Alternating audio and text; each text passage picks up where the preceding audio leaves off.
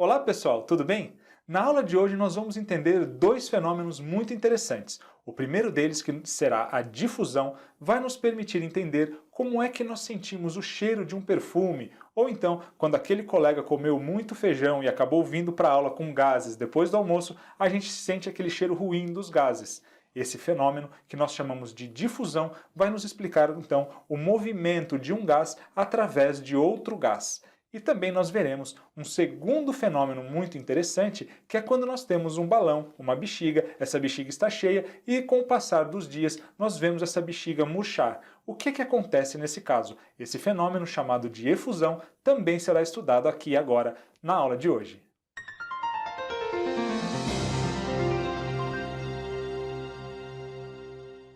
Vamos começar a falar então da difusão, iniciando pelo seu conceito. A difusão de um gás é um movimento espontâneo de um gás através de outro, isso é, o seu espalhamento em outro meio gasoso. O fenômeno da difusão vai explicar por que é então que dois gases sempre se misturam, formando misturas homogêneas.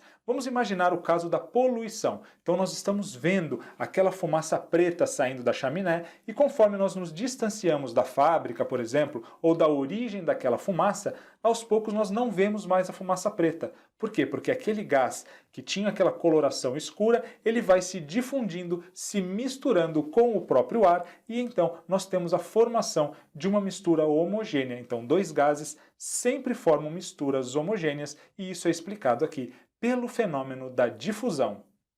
Além disso, nós temos também o fenômeno da efusão, que tem o seguinte conceito. A efusão dos gases é um tipo particular de difusão, em que há o vazamento dos gases através de pequenos orifícios. Nós vimos lá na teoria cinética dos gases que os gases são compostos por partículas em movimento muito rápido e aleatório. Essas partículas, então, elas estão se chocando o tempo todo entre si e também com as paredes do recipiente onde elas estão contidas. Então a efusão aqui vai ser o fenômeno em que essas partículas acabam achando algum orifício no recipiente e vão lentamente escapando. É isso que acontece quando nós temos um balão, uma bexiga de aniversário e aos poucos, conforme os dias vão passando, essa bexiga começa a murchar, porque o ar que está ali dentro, aquelas partículas em agitação constante, elas acabam achando pequenos poros na borracha e vão lentamente escapando. Esse fenômeno, então, é o que nós chamamos de efusão.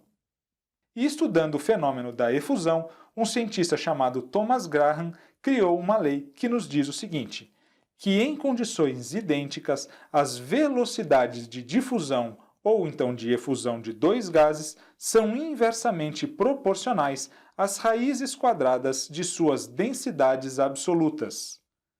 Então nós teríamos a seguinte fórmula.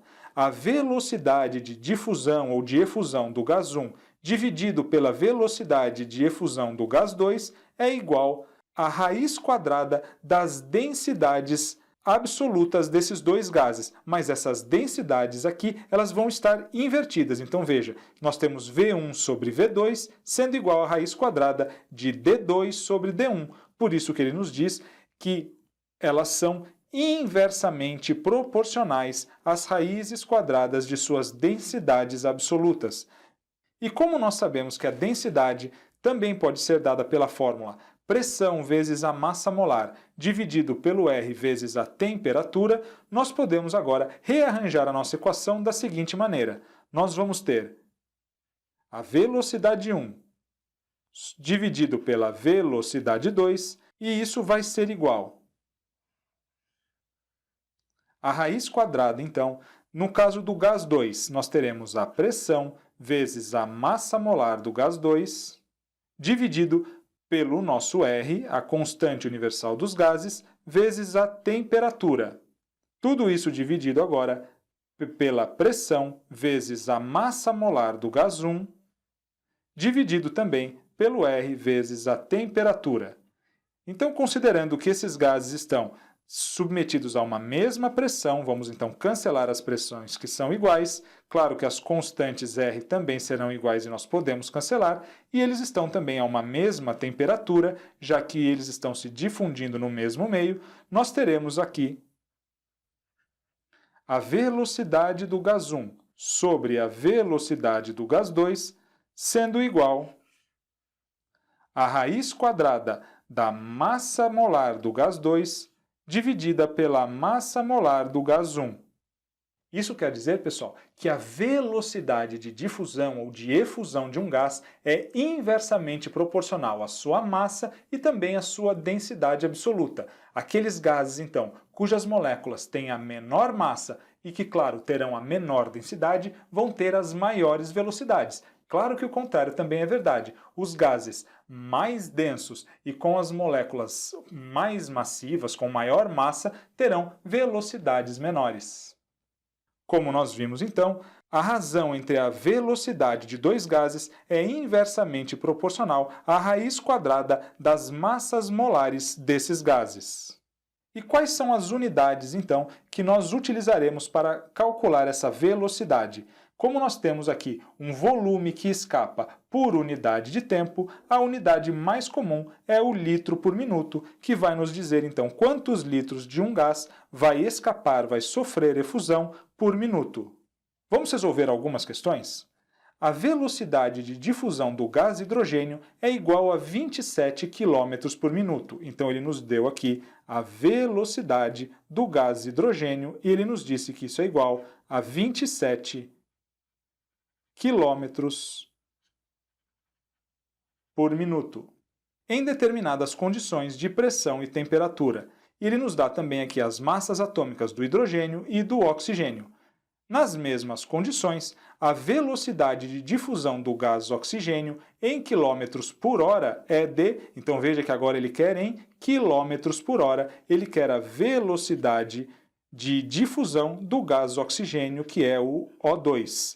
Vamos então começar calculando aqui a massa molar do hidrogênio e do oxigênio. Bom, como o hidrogênio, o gás hidrogênio é o H2, ele terá então a massa molar igual a 2 vezes 1, igual então a 2 gramas por mol.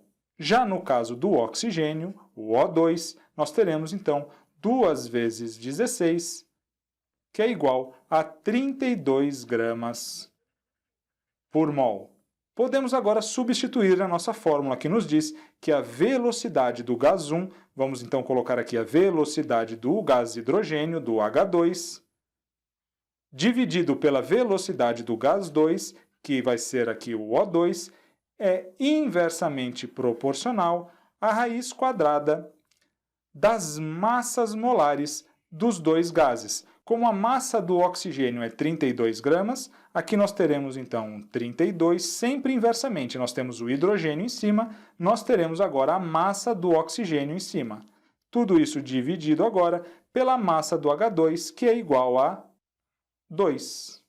Além disso, a questão nos deu a velocidade do H2. Está aqui. Faltou até colocar o 2 aqui embaixo. Pronto, a velocidade do H2, a velocidade de difusão dele é de 27 km por minuto. Então nós teremos aqui 27 km por minuto dividido pela velocidade do O2.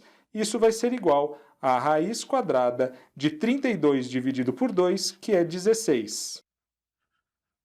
Isso nos dará, então, que 27 dividido pela velocidade de difusão do O2 é igual a raiz de 16, que é igual a 4. Fazendo essa conta, nós chegaremos, então, que a velocidade de difusão do O2 vai ser igual a 27 dividido por 4, ou então a 6,75 km por minuto. Mas veja, pessoal, que a questão nos pede em quilômetros por hora. Nós teremos, é claro, aqui que multiplicar esse valor por 60 para nós chegarmos ao resultado em quilômetros por hora. Fazendo essa multiplicação, então, nós chegaremos a 405 km por hora. 405 km por hora, então, será o nosso gabarito, aqui que nós encontramos na letra C. Vamos resolver mais um? Numa sala fechada, foram abertos ao mesmo tempo 3 frascos que continham respectivamente o gás amoníaco, o NH3, que é a amônia, o dióxido de enxofre, o SO2, e sulfeto de hidrogênio, o H2S. Uma pessoa que estava na sala a igual distância dos 3 frascos sentiu o efeito desses gases na seguinte ordem.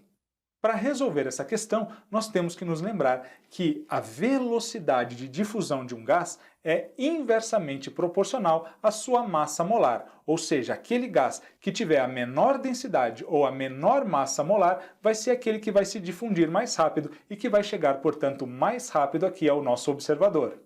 Então, pessoal, vamos calcular aqui a massa molar desses compostos. Primeiro nós temos o amoníaco, que é o NH3, e nós sabemos, olhando a tabela periódica, que a massa do nitrogênio é igual a 14 e nós sabemos que a massa do hidrogênio é igual a 1. Como nós temos 3 átomos por molécula, então nós teremos aqui 3 vezes 1, que é igual a 3. Chegaremos então a uma massa de 17 unidades de massa para cada molécula de amônia. Ou então, se preferirem, isso seria igual a 17 gramas por mol de moléculas.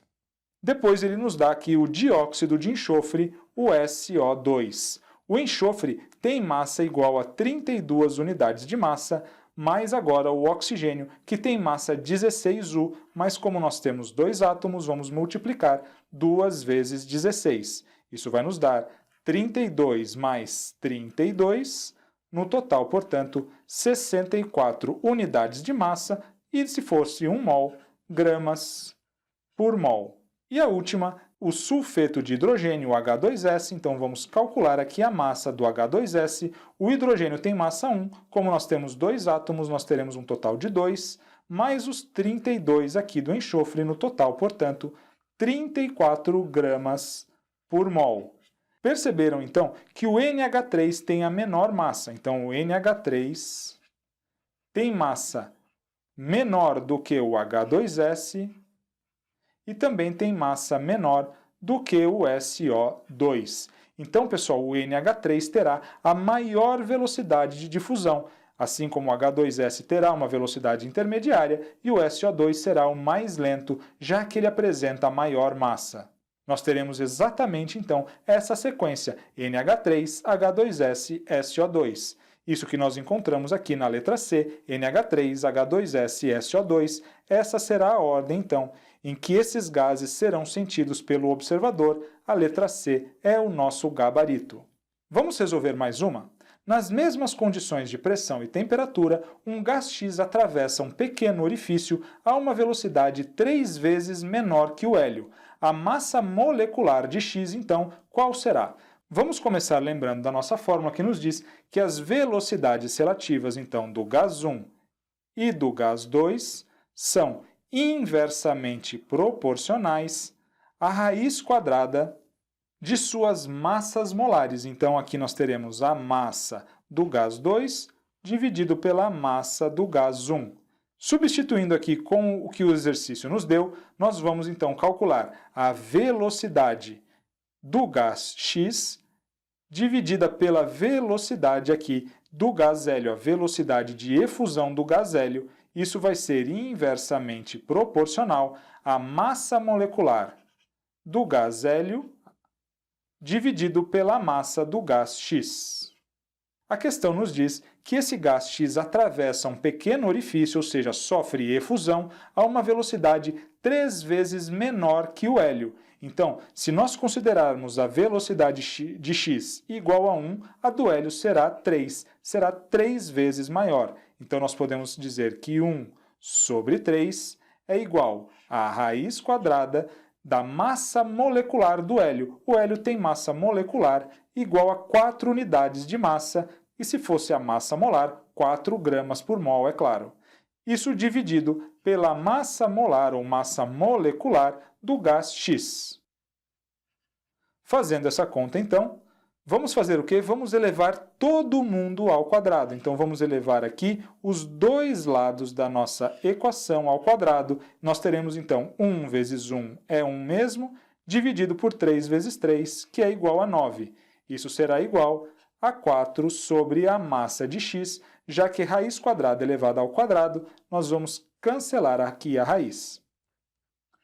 Fazendo aqui a multiplicação cruzada, a massa de x, então, será igual a 4 vezes 9, portanto, a 36 unidades de massa se nós estivermos falando da sua massa molecular. Claro que nós falaríamos 36 gramas se nós estivéssemos falando de 1 mol. Portanto, aqui a letra C será o nosso gabarito. Na aula de hoje, nós estudamos dois fenômenos muito interessantes, a difusão e a efusão. A difusão vai explicar como é que nós podemos sentir o cheiro das coisas, mesmo daquelas coisas que estão a uma certa distância de nós.